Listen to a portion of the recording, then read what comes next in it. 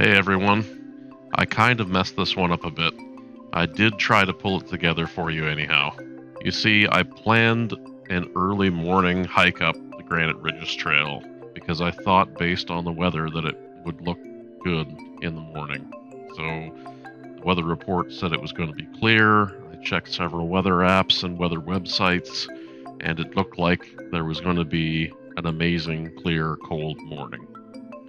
So I kind of put myself in quiet mode. The trailhead is right across from the main gate of the park. The previous night, I got my gear together, loaded in the car, and then around, I'd say 4 a.m., I crept out of the campground with my headlights off and my light bar aimed down, so I didn't cause any distracting light. The thing about Killarney is that at night it is black, pitch black. If it is overcast, it is so dark that it's like walking through blackness itself. This morning it was just normal black, and the stars were out. So all things considered, I could walk without aid. I was about to climb up to the top of the ridge, where I knew the sun would be rising, and the darkness kind of requires respect and quiet. And I'll be honest, I was a bit excited because this is the first time I'd done this kind of hike in the very early dawn. So I got to the trailhead around 4:30 a.m. I attached my action cam, and not the 360, which I kind of regret, to my shoulder strap and aimed it in the general direction and started up the trail. Once I saw the sun was already starting to rise at the top of the first lookout, I kind of got very excited and lost any sort of storytelling thoughts and just hung the 360 from a tree and set up the M6 as a time lapse and got down to business. And this is the result of that. So anyways, I hope you at least enjoy me faffing about, as they say, and enjoy.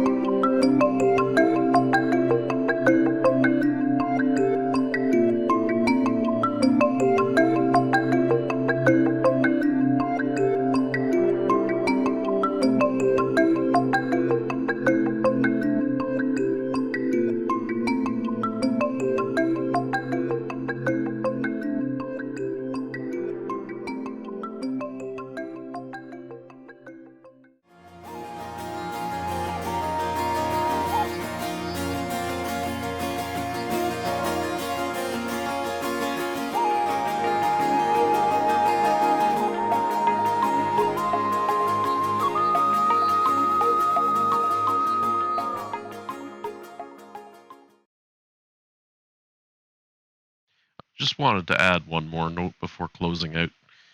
You see, coming up here in the dark was very exciting, amazing in every single way, and this trail is, as I didn't really know until I had to think about it afterwards, it's an out and back trail. It's not a loop trail. So what happens is you get to the top, and then you've got red trail markers, which I'm going to say once again, having red trail markers on granite rock is a horrible idea because red on pink is not very standoutish. Perhaps white or maybe blue or some other color that doesn't really occur in nature that often would have been a better choice, but you know what? It's been like that for years.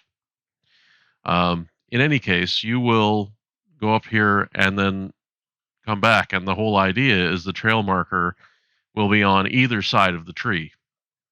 So, as a result, because of all the wear of the vegetation and the animals walking around and the people walking around and the wind just scouring the rock, you can pretty easily find yourself walking in circles.